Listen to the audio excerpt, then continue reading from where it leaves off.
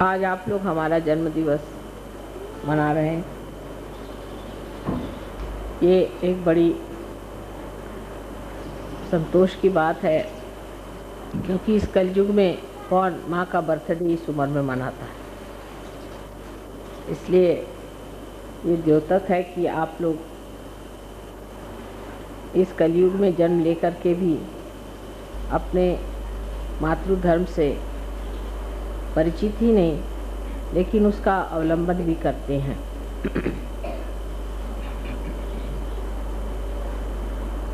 इस उम्र में तो जन्मदिन मनाना माने एक एक साल घटता ही जा रहा है,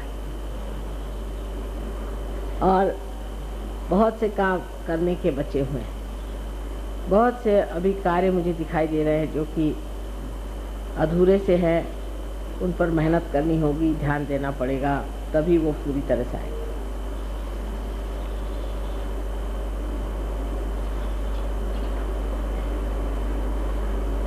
दिल्ली में जो काम मैंने कल कहा था कि हमें अपनी सभ्यता के ओर ध्यान देना चाहिए, हमारी सांस्कृतिक स्थिति भी ठीक करनी चाहिए। और तीसरी बात जो बहुत महत्वपूर्ण है वो ये कि हमारी जो आत्मिक उन्नति है उसकी ओर हमें ध्यान ही नहीं देना चाहिए। पर जैसे कोई एक शहीद सर पे कफन बांध करके किसी कार्य में संलग्न होता है, उसी प्रकार हमें सरफरोशी की तमन्ना लेकर के सहयोग करना चाहिए। जब तक ये हमारे अंदर बात आती नहीं, तब तक सहयोग सिर्फ हमारे ही लाभ के लिए है। इससे हमें क्या फ़ायदे हुए, इससे हमने क्या क्या सुख उठाया, यही सब मैं सुनती रही। इससे हमारा जो कुछ भी लाभ हुआ है, जो भी हमारा अच्छा हुआ है, वो एक वजह से, एक कारण से हुआ है कि हमने अपनी आत्मा को प्राप्त कर। लेकिन प्रकाश जब आपके अंदर आ गया, जब आप दीप हो गए, तब दीप को आप कहीं छिपा के नहीं रख सकते। दीप को आपको उघाड़ के रखना चाहिए। और सहयोग, कितने बार मैंने कहा कि समाजोन्मुख, समाज के और उन्मुख है, यही सहयोग। जो प्रकाश फैलता नहीं है, ऐसे प्रकाश का कोई भी उपयोग नहीं।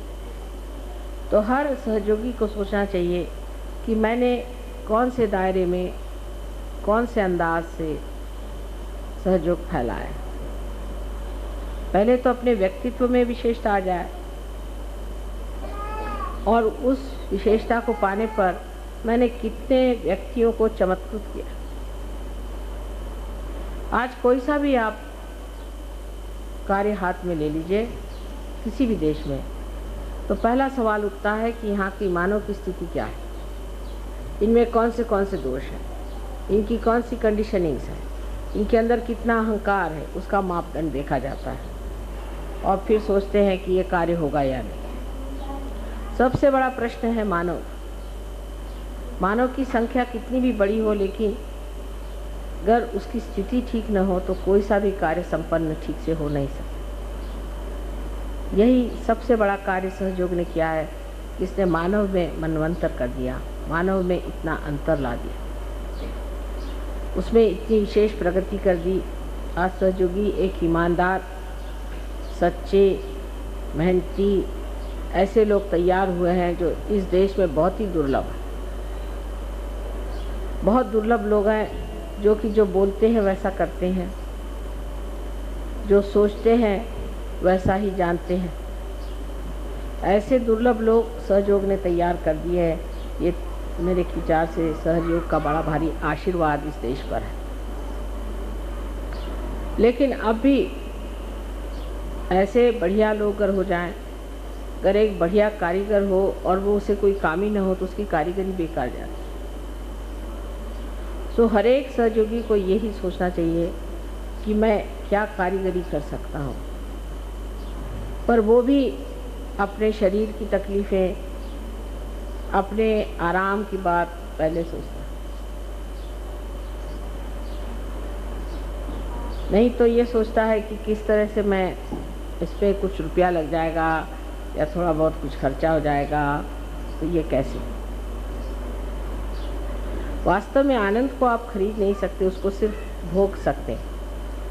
लेकिन जिस चीज़ को हम प्राप्त करते हैं, जिसको हम लेते हैं, अपनाते हैं, अपने अंदर उसका सुख उठाते हैं, वो चीज़ और है और सहयोग चीज़ और है। इसमें जो आनंद मिलता है वो सिर्फ बांटने से ही मिलता है और कोई तरीका इसका नहीं।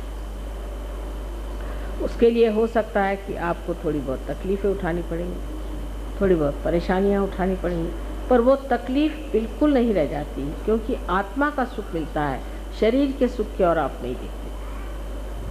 आप अपने को आजमा कर देखिए कि जब आप अपने आत्मा को प्राप्त होते हैं और आत्मा का प्रकाश जब आप दूसरों को देते हैं, तो शरीर का सुख आपको महसूस ही नहीं होता। आपको तो आत्मा ही का आनंद इतना ज़्यादा मिलता है कि आप उस आत्मा के आनंद में पूरी तरह से डूब जाते हैं। आत्मन्येवात्मनः तुष्टः, आत्मा से ही आत्मा तुष्ट हो जाता है, उसको और कोई संतोष की ज़रूरत पड़ती नहीं, और कोई चीज़ में वो खोजता ही नहीं। इतनी उसमें तृप्ति हो जाती है, जिसको कि कहते हैं कि वो अमृत पान कर लेता है, और अमृत पीने के बाद और कोई चीज़ पीने की ज़रूरत नहीं रह जाती। ये स्थिति जब आपकी आ जाए, तब मानना चाहिए कि आप सहयोगी हो गए, नहीं तो आप अधूरे हैं। अब आप जानते हैं कि हमारी तो उम्र काफ़ी हो गई और लगातार 14 वर्ष से हमने मेहनत की है, पूरा तप पूरा होने तक हो गया कहना चाहिए। लेकिन ज़्यादा 12 साल की मेहनत बहुत ज़्यादा रही, और इसके बाद भी 12 साल और मेहनत करनी पड़ेगी ऐसा लगता है। लेकिन आप लोग कितनी मेहनत कर रहे हैं वो देखना चाहिए। कोई ना कोई बहाने ज़रूर आपका मन ढूंढेगा कि ये नहीं हो सकता, इसमें मेरी फैमिली है, मेरे बच्चे हैं, मेरा घर है, मेरा ये है, मेरा वो है। लेकिन सब चीज़ से परे जो आनंद की सृष्टि है, उसको अगर पाना है तो आपको जान लेना चाहिए कि उस आत्मा की जो इच्छा है उसे पूरी करें। जब तक आप आत्मा की इच्छा को पूरी नहीं करिएगा, आपकी बाकी सब इच्छाएं वैसी बनी रहेंगी, आपके सारे कार्य वैसे जमे रहेंगे, कुछ नहीं घटित होने का, क्षेम घटित हो नहीं सकता योग जब तक पूरी तरह से नहीं होगा। लेकिन जैसे ही आपने योग को प्राप्त कर दिया और योग में आप स्थित हो गए, देखिए आपके सारे प्रश्न एकदम से अपने ही आप हल हो जाते हैं। आप लोगों के हुए हैं ना प्रश्न हल की नहीं, सबके हुए हैं। तब फिर आगे बढ़ के देखिए कि जो हम सोचते हमारे लिए प्रश्न हैं, जो हम सोचते हमारे लिए बड़ी मुश्किलें हैं, आप ये सिर्फ सोच कर देखिए कि नहीं, हम सहयोग के कार्य में संलग्न हैं और परमात्मा हमको देखने वाले हैं। आप देख लीजिएगा कि आपके सारे ही प्रश्न एक साथ साफ हो जाए। एक बार आपको मैंने बताया था कि कुंडलिनी जो है वो कारण और परिणाम से परे, कॉज और इफेक्ट से परे रहती है। और जब आप कुंडलिनी में जागरूक हो जाते हैं तो उसका कारण भी मिट जाता है और परिणाम मिट ही जाएगा। जब कॉज मिट गया तो उसका इफेक्ट मिट ही जाएगा। आपको इसके दर्शन होते हैं, काफ़ी आप जानते हैं कि ये बात होती रहती और घटित हो रही है। जो कभी भी हम सोचते नहीं थे, ऐसी चीज़ें हमें मिल गई, ये हमने प्राप्त कर लिया, इतना हमें सुख मिल गया, सब कुछ हमने पा लिया सहयोग में, और अब भी हम परेशान हैं छोटी छोटी चीज़ों के लिए, तो ये बड़ी मुश्किल हो जाए। क्योंकि अब तो कम से कम हमको सोच लेना चाहिए कि हमने कितना इसमें सुख, कितना आराम, कितनी सुरक्षा पाई है, और यही सहयोग जब हम दूसरों को देते हैं तो वो भी इसको पा सकते हैं। लेकिन जब हम दूसरों को देते हैं तो हम इसको बहुत अधिक पाते।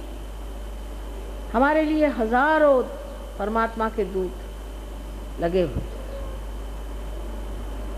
न जाने करोड़ों उनके हाथ हैं, करोड़ों उनकी शक्तियाँ सारी आपके पीछे लगी हुई। एक आदमी खड़ा हो जाता है कि मुझे सहयोग का कार्य करना है, न जाने कहाँ से चीज़ें जुटती जाएंगी, न जाने कहाँ से इंतजामात होते जाएंगे, न जाने कैसे ये सब चीज़ होते जाएगा, हो जाएगा सब। लेकिन पहले आप पूरी तैयारी करें, क्योंकि आप में जो देवताएं बैठी हैं वो सब जानते हैं कि आप क्या हैं, आप कितने सच्चे हैं, कितने झूठे हैं, आप अपने कितने ऊपर हैं और कितने नीचे हैं, सब चीज़ वो जानते हैं। और जब तक वो ये जानते हैं कि आप अभी पूरी तरह से संलग्न नहीं हैं, वो आपकी मदद नहीं करते। लेकिन जैसे ही वो समझ जाते हैं कि नहीं, ये सिर्फ अपने स्वार्थ और अपने ही लाभ के लिए नहीं आए हैं, लेकिन ये सहयोग करने आए हैं, और सहयोग जो कि समाजोन्मुख है उसको बढ़ावा देने आए हैं, तो आपको आश्चर्य होगा कि चारों तरफ से वर्षा होता है आशीर्वाद का। चारों तरफ से जैसे सुगंधित वातावरण हो करके आपको ऐसा लगता है हल्का हल्का, जैसे कुछ बोझा नहीं मेरे सर पे, अब सब काम हो जा रहा है और अपने आप सब सामान जुटते जा रहे।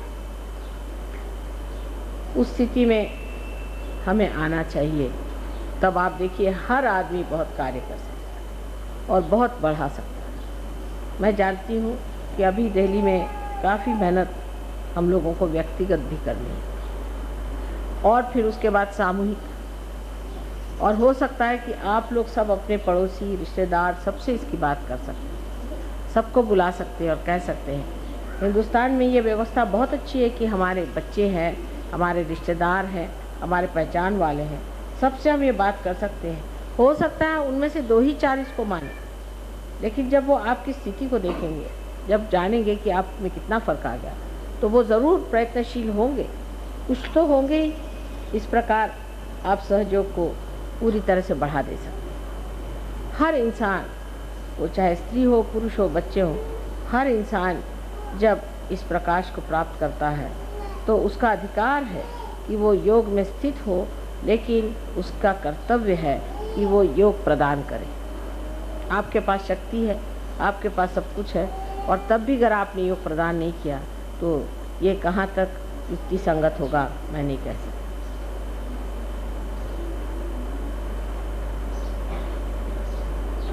हमारे दिल्ली के सेंटर पे बहुत से प्रश्न ऐसे खड़े हुए हैं जिसके बारे में मैं ज़रूर बातचीत करूंगी और इन लोगों को बताऊंगी कि क्या प्रश्न है और उसके क्या किस तरह से उसकी आप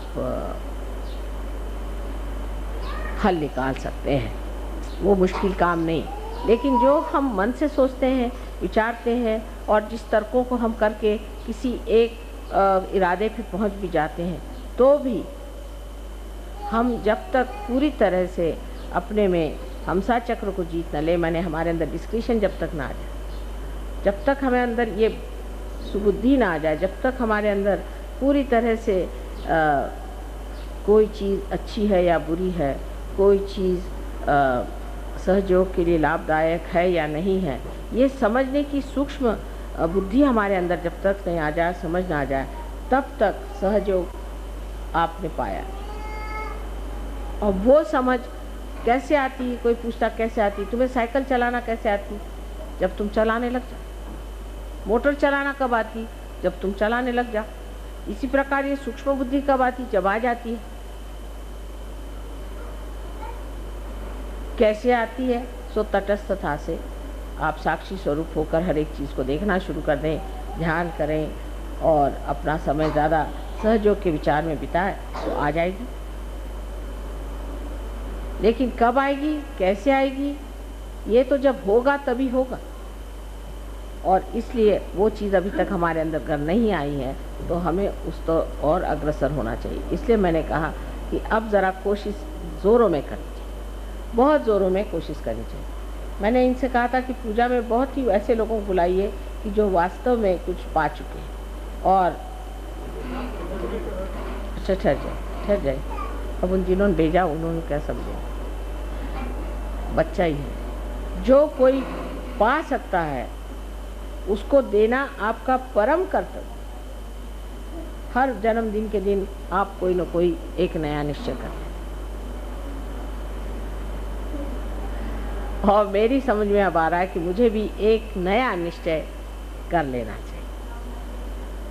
और नया निश्चय जो है कि वो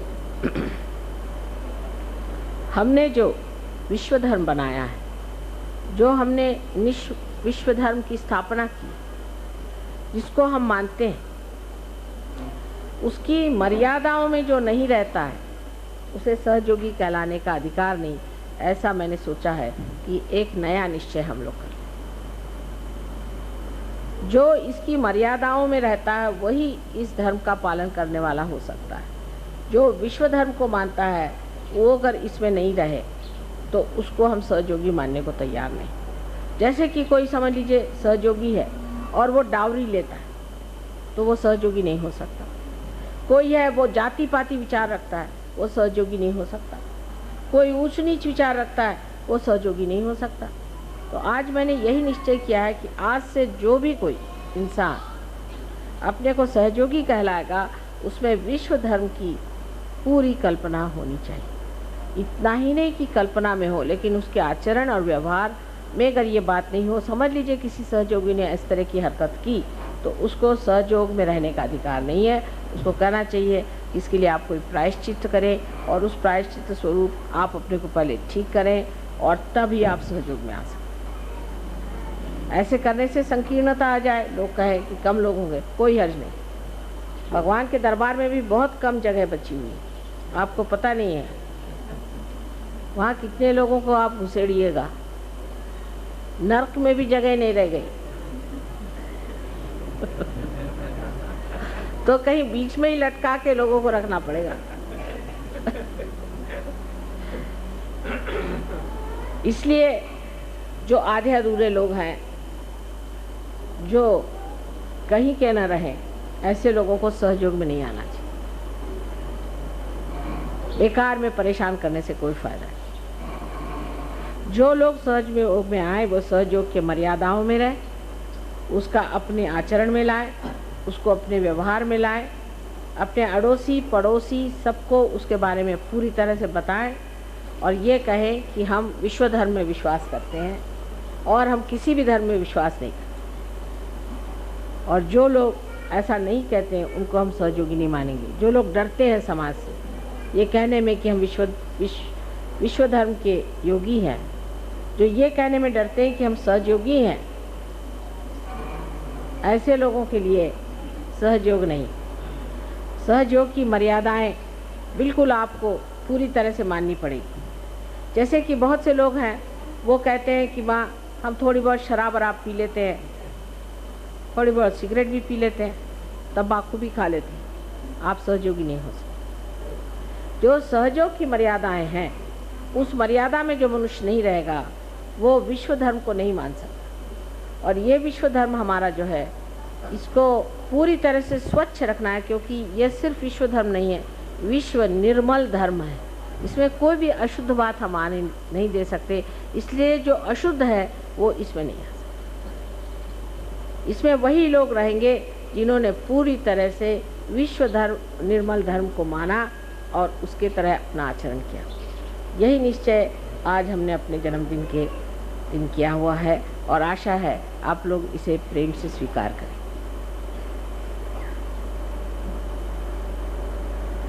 अब ये विश्व धर्म की क्या क्या विशेषताएं हैं और ये कैसा होना चाहिए, इसकी गहनता क्या है, इसके बारे में मैं किसी दिन और बताऊंगी। लेकिन अभी इतना ज़रूर जान लेना है कि मोटे तौर से जो बातें आप जानते हैं वो कम से कम आप लोग नहीं कर सकते। जो बहुत ही साधारण तरीके से भी आप जो देख सकते हैं कि ये चीज़ सहज नहीं, वो चीज़ आप नहीं कर सकते। और अगर आप उसे छुटकारा नहीं पा सकते तो हमें आप छुट्टी दीजिए, हम आपसे जूझ नहीं सकते। बहुत से लोगों को हमने देखा है बीमारी के लिए ठीक होने आएंगे, उसका दूसरी फिर बीमारी ले आएंगे, फिर तीसरी बीमारी ठीक ले आएंगे। वजह यह कि एक बार ठीक होने के बाद आपको सहज होना चाहिए। अगर आप सहज नहीं हुए, फिर से आप असहज हो गए तो फिर से आप बीमार हो जाते, फिर आपको कोई बीमारी लग जाती, फिर आप जिंदगी भर हम आपको धोबी जैसे धोते ही रहें क्या? तो आपको भी अपने को निर्मल रखना चाहिए और इस धर्म को इस तरह से मानना चाहिए कि ये हमारा अलंकार है, ये हमारी शोभा है, यही हमारी विशेषता है। इसीलिए आज हम संसार में इतने ऊंचे स्थान पर बैठे। अंग अंग में इसका विचार होना चाहिए। प्रत्यंग से वाइब्रेशंस बहते हैं। ये समझ लेना चाहिए कि परमात्मा इतने लालायित हैं आपको इसे सुशोभित करने के लिए, लेकिन आप कितने इसके प्रति जागरूक हैं और आप कितने इसके लिए सिद्ध हैं, ये आपको खुद समझ लेना चाहिए। हमसे जितना हो सकता है आपसे हम बता देते हैं, और यही मानदंड चलेगा कि जब तक आप सहयोग के धर्म के पालन नहीं करेंगे तब तक आप सहयोग में अंदर आ नहीं सकते। आपको पूजा का अधिकार नहीं, किसी चीज़ का अधिकार नहीं रह जाए। और जो लोग इस मर्यादा में रहेंगे उनको ही ये अधिकार रहेगा। हो सकता है उसमें 4-5 ही लोग रह जाएं, कोई हर्ष नहीं, आसानी रहेगी। तो इसके प्रति अत्यंत जागरूक रह करके आप लोग अपना व्यवहार जीवन इस तरह से बनाएं कि आप सार्थ हों, आपका जो स्वयं है उसका अर्थ निकले, सार्थ हो जाए और उसी के साथ आप समर्थ हो जाए। यही हमारा आपको आशीर्वाद है कि सब लोग अपनी शक्ति में समर्थ हो करके इस प्रेम की शक्ति को सारे संसार से प्लावित करें।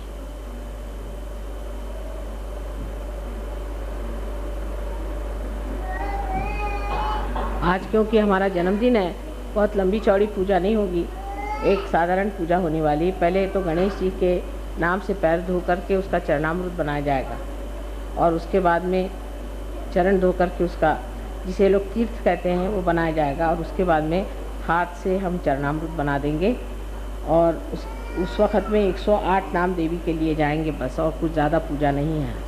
चला यार 108 नाम दे दिए हैं सबको? नहीं देवीचे 108 वाटून द्या. काय तुमच्याजवळ आहेत पण त्यांच्याकडे आहेत सगळ्यांच्याकडे. Have you got printed? हां but now they don't have that now just now. अच्छा नाउ तो ये पहले 108 नाम में ये पहले नाम आपको बताएंगे और उसको फिर मंत्र में डाल के आप बोलिए, उसको फिर आप मंत्र में डाल के आप बोलिए.